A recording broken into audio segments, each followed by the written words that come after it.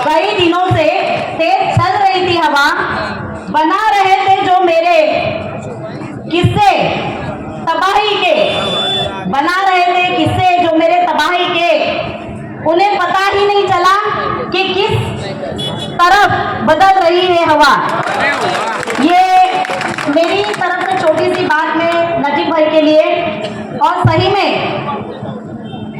हवा ने अपना रुख बदलना चालू कर दिया है और आने वाली 20 तारीख को ये हवा बड़े तेजी से घड़ी को वोट देने में सफल होगी। ये मैं ऊपर वाला से प्रार्थना करती हूँ। आप 2009 में और मैं सबसे पहले मेरे से शुरुआत करूंगी। आप कई लोग जो इतने यहाँ पे उपस्थित है उन्होंने देखा है कि 92 में मैं चुन के आई हूँ। 92 वो दौर था जब ऐसी सियासत नहीं चलती थी, वो एक अलग ही दौर था। मेरी उम्र वाले आधे उम्र में आ गए, मेरे साथ जिन्होंने प्रचार किए हुए बच्चे हैं, आज गली गली में घूम रहे थे, तभी कोई लालच नहीं मिलती थी बच्चों को। बच्चे अपनी पढ़ाई छोड़कर दादाच्या प्रचाराला निघायचे। ये वही बच्चे हैं जो आज उनके शादी होके वो दो बच्चों के मतलब बड़े हो गए हैं। ये वही मुमरावासी है, ये वही कोलीवाड़ा है जहां पे 92 की बात कर रही हूं मैं। छोटा सा गांव था हमारा। कभी कभार ग्राम पंचायत के सदस्य हमारे ससुरे नारायण जी कीने साहब, उनके बदौलत मिला हुआ ये वारसा है हमको। मैं ये कह रही थी कि उस वक्त में ऐसी लालच और ऐसा कुछ नहीं दिया जाता था। बच्चे घर के लोग अपने आप प्रचार में जुट जाते थे और उस वक्त में मुझे अपक्ष भारी मतों से यही लोगों ने, आप ही लोगों ने चुन के दिया है।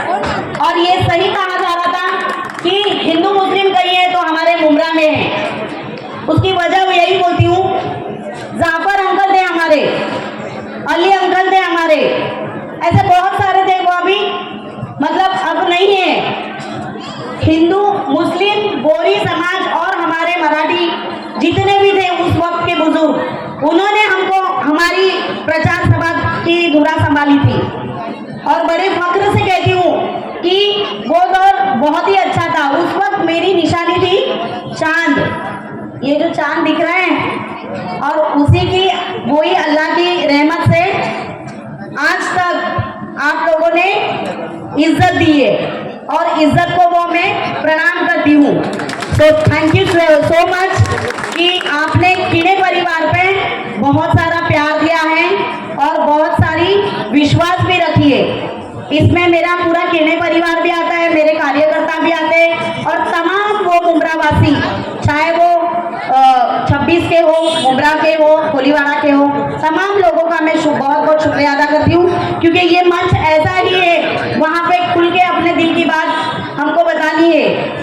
आज ये कई बार इलेक्शंस में ऐसा होता आया है कि ऊपर के लेवल में कुछ होता है और हमको हमारी टीम और हमारा एक अलग प्रचार का माध्यम बदलना पड़ता है।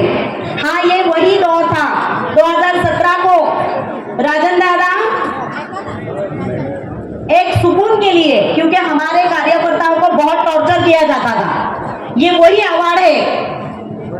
हमने फिर बहुत सलाह मसलत करने के बाद में वो सोचा कि हम पार्टी में प्रवेश कर लेते हैं तो कम से कम हमारे बच्चे या हमारे कार्यकर्ता है, एक टॉर्चर जो उनकी तरफ से होता था, काम ना होने देना, काम पे कब्जा कर लेना, ये तो उनकी पहले से आदत ही रह गई है। मतलब एक छोटा सा सॉस का डब्बा भी उन्होंने लिया तो वो फोटो निकाल के मीडिया में और व्हाट्सएप पे चलाने में माहिर है। ऐसे तो वो नामदार है, मैं आमदार नहीं बोलती हूँ क्योंकि वो अभी एक्स होने वाले हैं। तो उस टॉर्चर ना होने के कारण हम लोग ने ये सोचा कि हम पार्टी में जा रहे हो।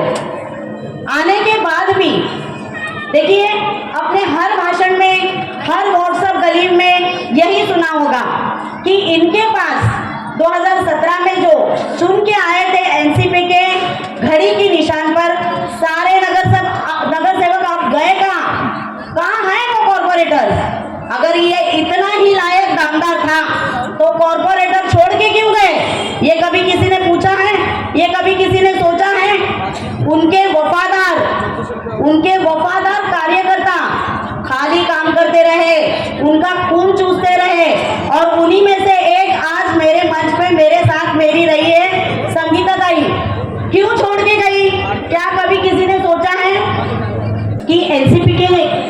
घड़ी की चुन पे जितने भी कॉर्पोरेटर चुन के आए थे, आज उन्हीं में से कुछ चंद ही वफादार, उनके वफादार, अभी वफादार कौन होता है पता है ना, जानवर भी है वो वफादार, वो उनके वफादार वही बचे हैं। बाकी जो जितने अच्छे खुद को स्वाभिमानी समझने वाले सभी नगर सेवक उनकी तरफ से हट गए। ये दामदार को कभी ध्यान भी था कि नहीं पता नहीं, कि वो भी किसी डैश में रहते हैं, वो समझ जाइए। मैं ये भी कहूंगी कि उनको नारी को सम्मान करना देना ये भी उनके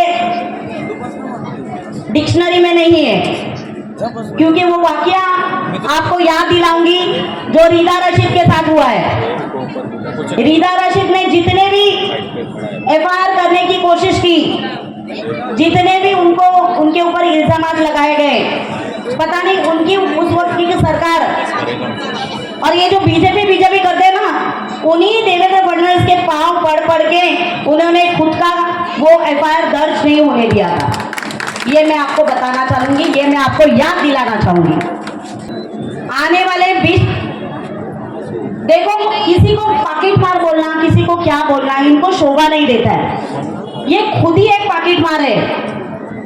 ये पाकिट मार कैसे है? दूसरे को कहते हैं पाकिट मार। इन्होंने हमारे मुंब्रा कलवा दिवा के जहां जहां टोरेंट गई है, उस मध्यम वर्गीयों के पाकिट इन्होंने मारे हैं, उनका टक्का इनको मिलता है। ये क्या बोलते हैं दूसरे को ये पाकिट मारे करके? इन्होंने टोरेंट ला दी, इन्होंने सारे रिजर्वेशन उथल पुथल कर दिए।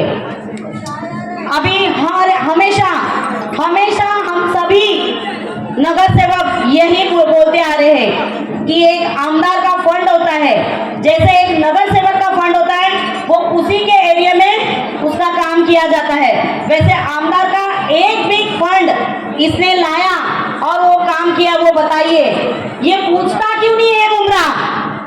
क्यों नहीं पूछता है मुंब्रा? आप पूछो, जब जब आपके दरवाजे में आए पूछो, दामदार साहब टोरेंट क्यों बिठाया? दामदार साहब हमारे बच्चों का आंगन कहाँ गया? कहाँ गया प्लेग्राउंड? कहाँ गया हैंगिंग मार्केट? ये पूछना चाहिए। पूछ रहा है नौजवान मुंब्रा का, खाली शिविर लेके कुछ नहीं होता है। हकीकत में बच्चों को काम धंधा चाहिए। इन्होंने काम धंधे पे लगाया है। आपको पता है किसको काम धंधे पे लगाया है? नशे के काम धंधे पे लगाया है।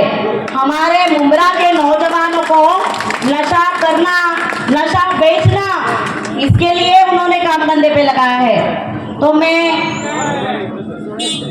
और एक हकीकत बताना चाहूंगी कि हाँ, 2012 में 2009 में नजीब ने एक गलती की थी, वो सुधारने के लिए 2012 में मेरे से एक गलती हुई थी, लेकिन वो सुधार के मैं खुले आम से कहूंगी की आमच्या मुंब्र्यातील तमाम जेवढी पण वो बोलता है ना हिंदू मुस्लिम, मेरे मुंब्रा में नहीं चलेगा।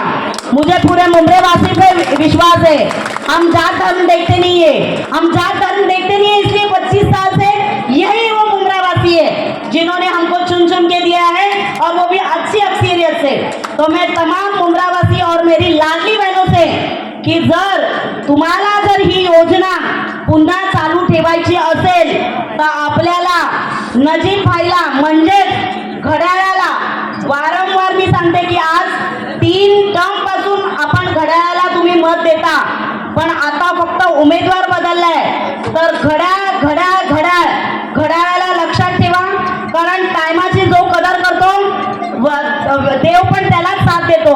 म्हणून घड्याळाला मत म्हणजे विकासाला मत, हे लक्षात ठेवा।